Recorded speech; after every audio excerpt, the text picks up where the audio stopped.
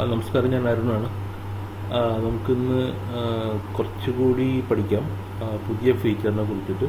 നമുക്കതിൻ്റെ പുതിയ ഫീച്ചറിൻ്റെ ഏറ്റവും ഇമ്പോർട്ടൻ്റ് ആയിട്ടുള്ള ഫീച്ചറാണ് ബാർകോഡ് ജനറേഷൻ.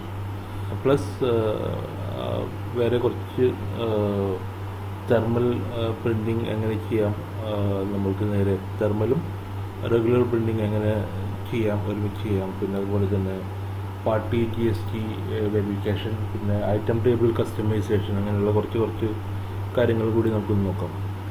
ആദ്യം തന്നെ ഇപ്പോൾ ബാർകോഡ് ജനറേഷൻ എങ്ങനെയാണെന്ന് നോക്കാം. വ്യാപാറിൽ ബാർകോഡ് ജനറേറ്റ് ചെയ്യാൻ വേണ്ടിയിട്ട് നമുക്ക് ബാർകോഡ് ജനറേഷൻ എന്നുള്ള ഓപ്ഷനിലേക്ക് നമുക്ക് പോകണം. അതിനാണ് യൂട്ടിലിറ്റീസിൽ പോവുക. യൂട്ടിലിറ്റീസിൻ്റെ ഉള്ളിൽ ജനറേറ്റ് ബാർകോഡ് എന്നുള്ള ഓപ്ഷൻ കാണാൻ പറ്റും. അതിൽ പോയി കഴിഞ്ഞിട്ട് നമുക്ക് ഫസ്റ്റ് ഓപ്ഷൻ റെഗുലർ പ്രിൻ്റർ കാണാൻ പറ്റും. അത് മീൻസ് നമ്മളുടെ സാധാരണ പ്രിൻ്റർ. അതിലുള്ള ഓപ്ഷൻസ് 65 ലേബൽസ് ഉണ്ട്, 38x21 mm, 48 ലേബൽസ് ഉണ്ട്, പിന്നെ വരുന്നത് 24 ലേബൽസ് ഉണ്ട്, 12 ലേബൽസ് ഉണ്ട്. ഇങ്ങനെ 4 ഓപ്ഷൻസ് ഉണ്ട്. നമുക്ക് ഏത് വേണമെങ്കിൽ സെലക്ട് ചെയ്യാം. പിന്നെ അടുത്ത ഓപ്ഷൻസ് വരുന്നത് ലേബൽ പ്രിൻ്ററാണ്. അതിൻ്റെ ഉള്ളിൽ ഒരു ലേബലിൽ തന്നെ 2 ലേബൽ വരുന്നുണ്ട്, പിന്നെ സിംഗിൾ ലേബൽ വരുന്നുണ്ട്. അതിൽ നമുക്ക് വേണ്ടത് ഐറ്റം നെയിം സെലക്ട് ചെയ്ത് കൊടുക്കുക. നമ്പർ ഓഫ് ലേബൽസ്, എത്ര ലേബൽസ് വേണമെന്നുള്ളത് നമ്മൾ സെലക്ട് ചെയ്ത് കൊടുക്കുക. ഓക്കെ. പിന്നെ ഹെഡറിൽ ഐറ്റം നെയിം കൊടുക്കുക.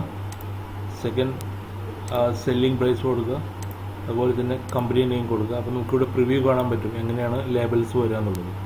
എന്നിട്ട് നമുക്ക് ആഡ് ഫോർ ബാർകോഡ് കൊടുത്തിട്ട് പ്രിവ്യൂ കൊടുത്തു കഴിഞ്ഞെങ്കിൽ എങ്ങനെയാണ് നിങ്ങളുടെ ബാർകോഡ് വരിക എന്നുള്ളത് കാണാൻ പറ്റും നമുക്ക്. ഓക്കെ.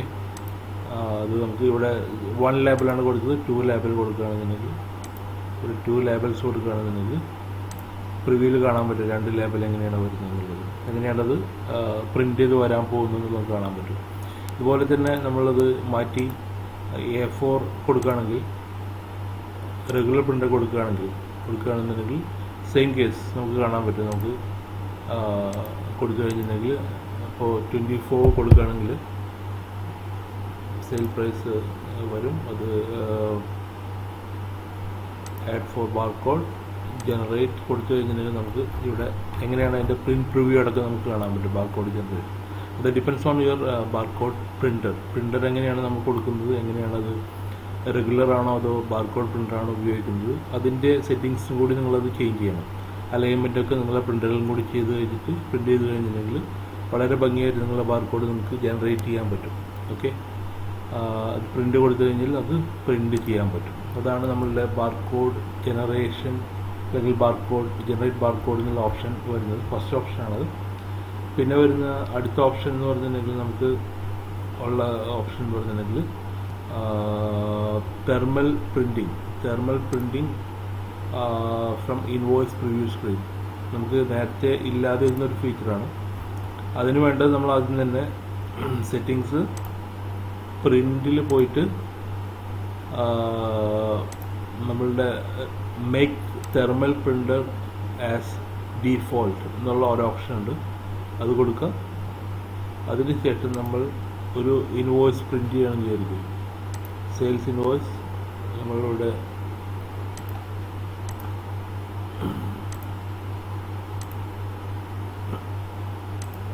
നമ്മൾ പോയിട്ട് നമ്മളിപ്പോൾ ഇൻവോയ്സ് പ്രിൻ്റ് ചെയ്യണം. ഇവിടെ നമുക്ക് 2 ഓപ്ഷൻ ചോദിക്കും. പ്രിൻ്റ് ഇൻവോയ്സ് നോർമൽ കൊടുക്കണമെങ്കിൽ നമ്മൾ നോർമൽ പ്രിൻ്ററിലേക്ക് പ്രിൻ്റ് ചെയ്യാൻ പറ്റും. നോർമൽ പ്രിൻ്ററിലേക്ക് പോകും. അതല്ല നമ്മളിപ്പോൾ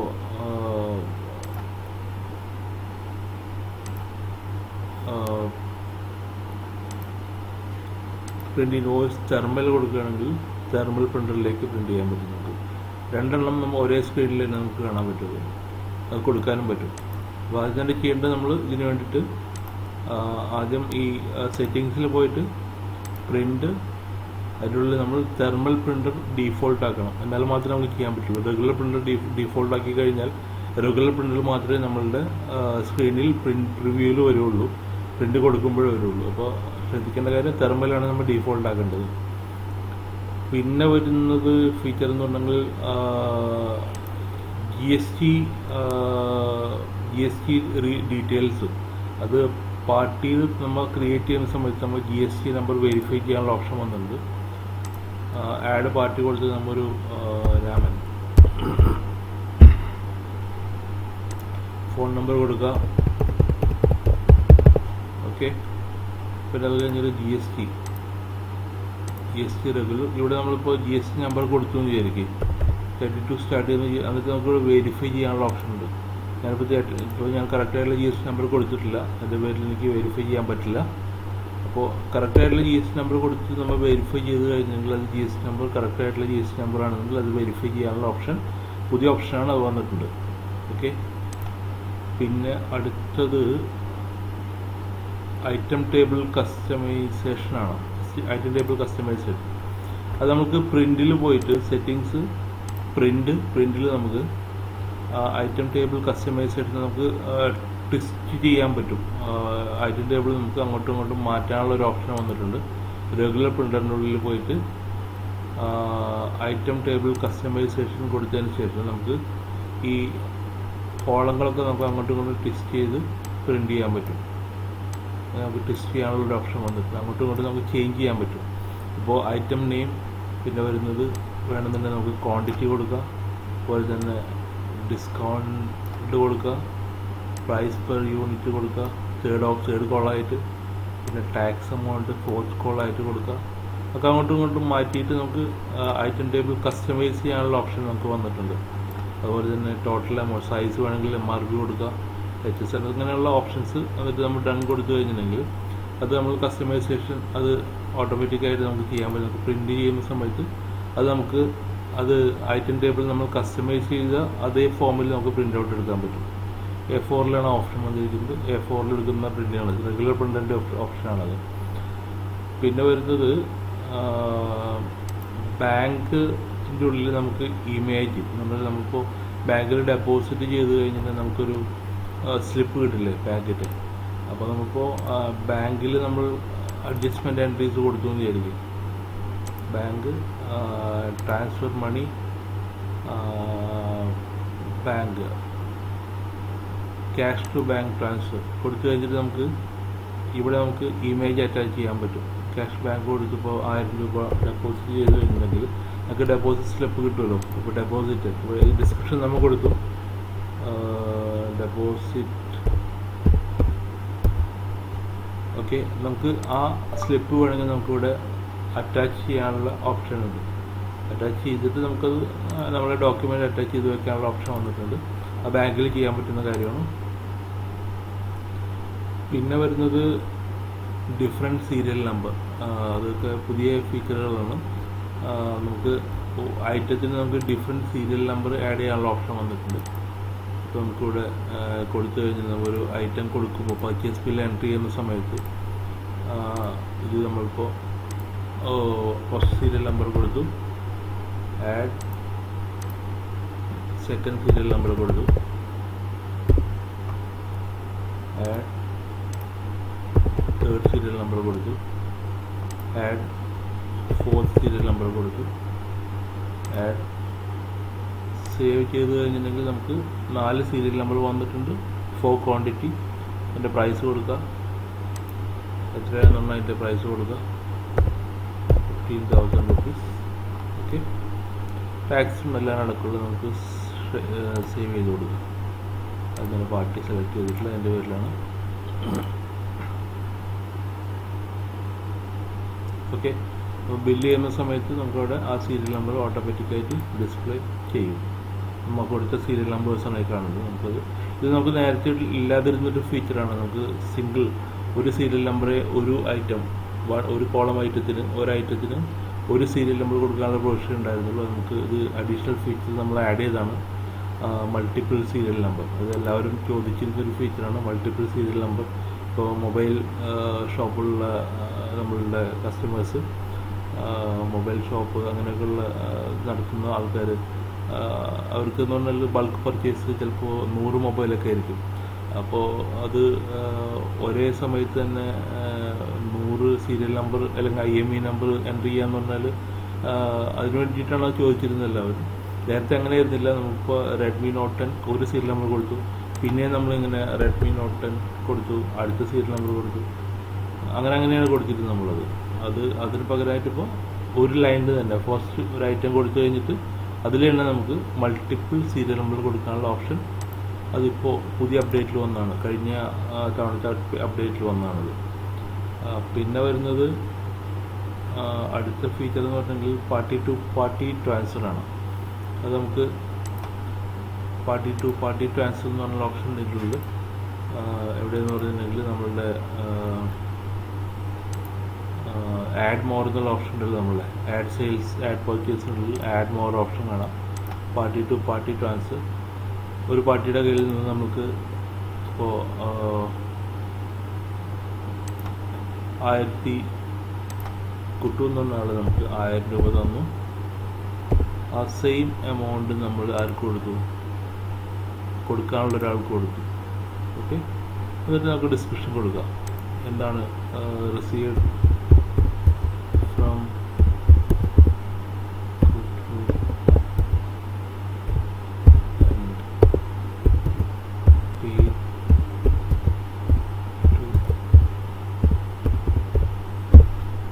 ഓക്കെ, അത് നമ്മൾ സേവ് ചെയ്യാം.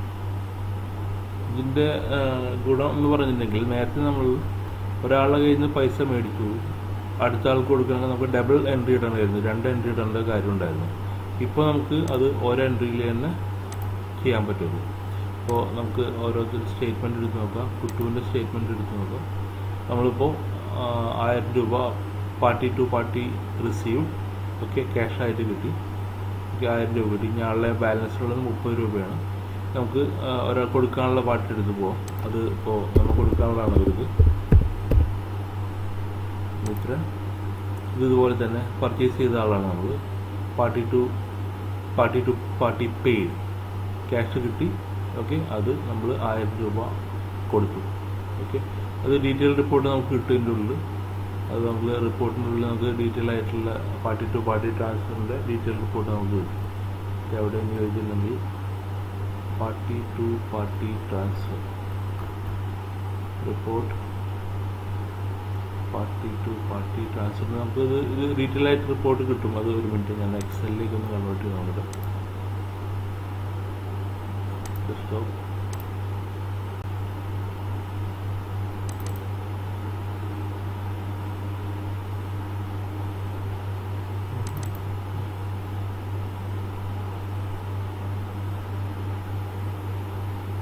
Purchase party to paid, item details,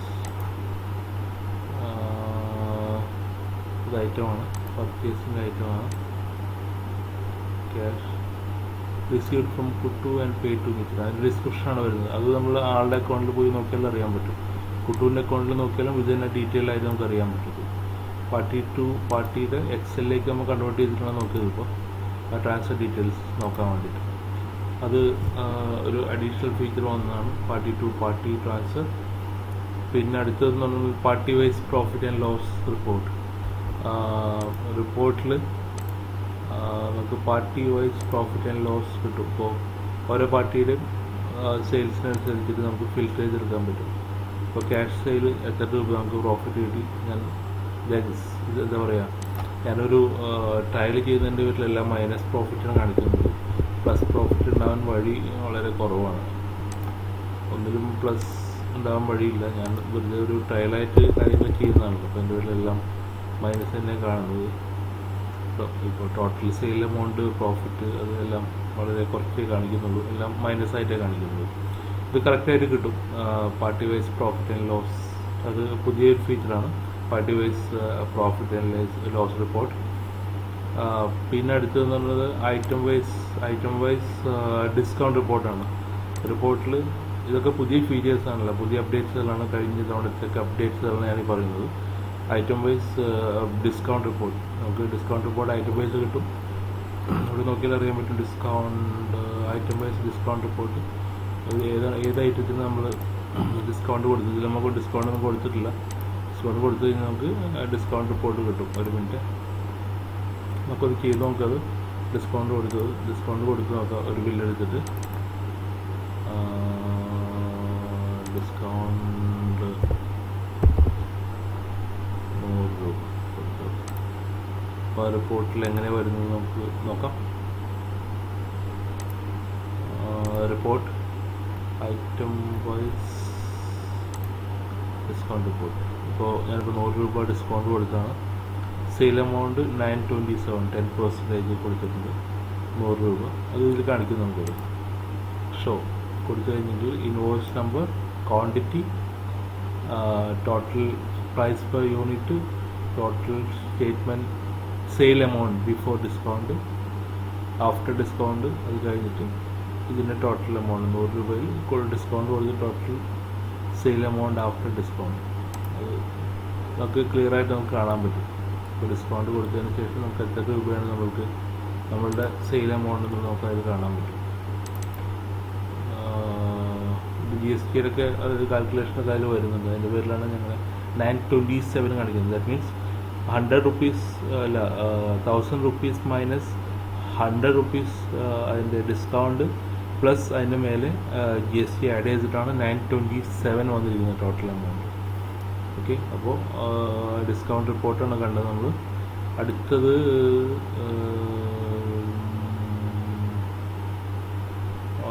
different banks നമുക്ക് യൂസ് ചെയ്തിട്ട് പേയ്മെൻറ്റ് റിസീവ് ചെയ്യാൻ പറ്റും. നേരത്തെ നമുക്ക് സിംഗിൾ ബാങ്ക്സാണ് യൂസ് ചെയ്യാൻ പറ്റിയിരുന്നത്. അത് നമുക്ക് ഡിഫറെൻറ്റ് ബാങ്ക്സ് യൂസ് ചെയ്യാൻ പറ്റും. നമുക്ക് പേയ്മെൻറ്റ് റിസീവ് ചെയ്യുമ്പോൾ ഡിഫറെൻറ്റ് കമ്പനീസ്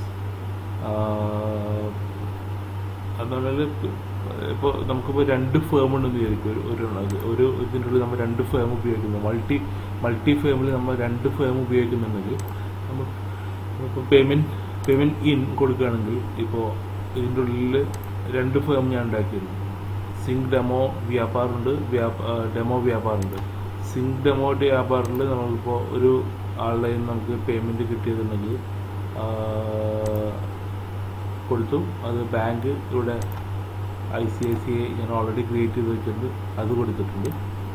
പിന്നെ നമുക്ക് വേണമെന്നുണ്ടെങ്കിൽ ഇതേ ഇതിൽ തന്നെ നമുക്ക് വേറെ വിൻഡോയിൽ പോയിട്ട് പേയ്മെൻറ്റ് ഇൻ കൊടുത്തിട്ട് വേറെ പാർട്ടിക്ക് വേണ്ടിയിട്ട് ഇപ്പോൾ ശ്രീ ക്യാഷ് പകരം വേറെ കമ്പനിയാണ്. ഇപ്പോൾ ഡിഫറെൻറ്റ് ഫേമിലാണത് കൊടുത്തിട്ട് നമുക്ക് കാനറ ബാങ്കിൻ്റെ ഇത് നമുക്ക് റിസീവ് ചെയ്യാൻ പറ്റും. ഇപ്പോൾ ഡിഫറെൻറ്റ് ഫേമിൻ്റെ പേയ്മെൻറ്റ് ഡിഫറെൻറ്റ് ബാങ്കിലേക്ക് നമുക്ക് ചെയ്യാനുള്ള ഓപ്ഷൻ വന്നിട്ടുണ്ട്. അത് പുതിയ ഫീച്ചറാണത്. Receive payment use different banks for different firms for collecting payments. അത് പുതിയൊരു ഫീച്ചറാണ്. പിന്നെ വരുന്നത് പാർട്ടി റിപ്പോർട്ട്. അത് നേരത്തെ ഉണ്ടായിരുന്ന ഫീച്ചറാണ്. അതിൽ കുറച്ച് കാറ്റഗറി എന്നുള്ളതും കൂടി ആഡ് ചെയ്തിട്ടുണ്ട്. പാർട്ടി റിപ്പോർട്ടിൻ്റെ ഉള്ളിൽ കാറ്റഗറിയും കൂടി ആഡ് ചെയ്തിട്ടുണ്ട്. ഇവിടെ ഈ അവസാനത്തെ ഇതിൻ്റെ ഉള്ളിൽ party report by item with category, party report by item with category. ഇവിടെ പാർട്ടി റിപ്പോർട്ട്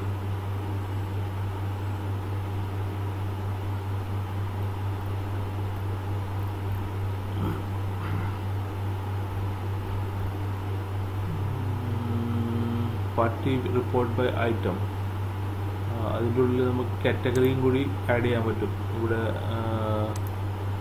അതല്ലല്ലോ, party report item by category എന്നുള്ളത് ഒരു ഓപ്ഷൻ ആഡ് ചെയ്തിട്ടുണ്ട്. കാറ്റഗറി ഇവിടെ നമുക്ക് തോന്നുന്നു ഞാനിതിൽ കാറ്റഗറി ആഡ് ചെയ്തിട്ടില്ല എന്ന് തോന്നുന്നു ഐറ്റത്തിൻ്റെ ഉള്ളിൽ. അതിൻ്റെ പേരിലാണ് അങ്ങനെ വരുന്നത് എന്ന് ചെറിയൊരു സംശയം എനിക്കുണ്ട്. കാറ്റഗറി ഒന്നും ആഡ് ചെയ്തിട്ടില്ല. അതിൻ്റെ ഉള്ളിൽ കാറ്റഗറി ഇല്ല. അതിൻ്റെ പേരിൽ നമുക്ക് കാറ്റഗറി റിപ്പോർട്ട് കാണുന്നില്ല. ഞാൻ കാണിച്ചു തരാം. കാറ്റഗറി ആഡ് ചെയ്യേണ്ടത് നമ്മളിപ്പോൾ ഇവിടെ കാറ്റഗറി ഞാൻ ഓഫ് ചെയ്തിട്ടിരിക്കുന്നത്. അതിൻ്റെ പേരിലാണ് അവിടെ വരാതിരുന്നത്. ആൻസേഷൻ ഐറ്റം കാറ്റഗറി ഓക്കെ, അത് ഓൺ ചെയ്തിട്ട് അതുപോലെ നമുക്ക് ആഡ് കാറ്റഗറി കൊടുക്കുക. ഒരു കാറ്റഗറി മൊബൈൽ ഫോൺസ് എന്നുള്ളൊരു കാറ്റഗറി കൊടുക്കുക. ജനറൽ കാറ്റഗറി നമുക്ക് ആഡ് ചെയ്തിട്ടില്ല. കാറ്റഗറി നമുക്ക് ആഡ് ചെയ്യാം. ആഡ് കാറ്റഗറി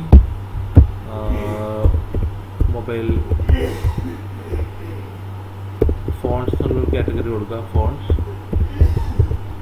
അത് കൊടുത്തിട്ട് നമ്മളിപ്പോൾ സേവ് കൊടുത്തു കഴിഞ്ഞിട്ടുണ്ടെങ്കിൽ അത് കഴിഞ്ഞിട്ട് നമ്മൾ ആ കാറ്റഗറിയിലേക്ക് കൊടുക്കണം. ഈ ഐറ്റം നമ്മൾ കാറ്റഗറിയിലേക്ക് കൊടുക്കുക. ഐറ്റം കൊടുത്തിട്ട് ഐറ്റം കാറ്റഗറി ഫോൺസ്. ഓക്കെ, അത് കഴിഞ്ഞിട്ട് നമ്മളിപ്പോൾ റിപ്പോർട്ട് എടുക്കുകയാണെങ്കിൽ അവിടെ ഒരു പുതിയൊരു ഫീൽഡ് വന്നിട്ടുണ്ടാവണം. ഞാനത് party report by item category. Yes, report by item category. അതിൻ്റെ റിപ്പോർട്ട് ഐറ്റം കാറ്റഗറി എന്നുള്ളൊരു ഓപ്ഷൻ കൂടി വന്നിട്ടുണ്ടായിട്ടുള്ളത്. By item category sale purchase party report നമുക്കെല്ലാം ഐറ്റം കാറ്റഗറി അനുസരിച്ച് നമുക്ക് എടുക്കാൻ പറ്റും. കാറ്റഗറി റിപ്പോർട്ട് എടുക്കാൻ പറ്റും നമുക്കത്.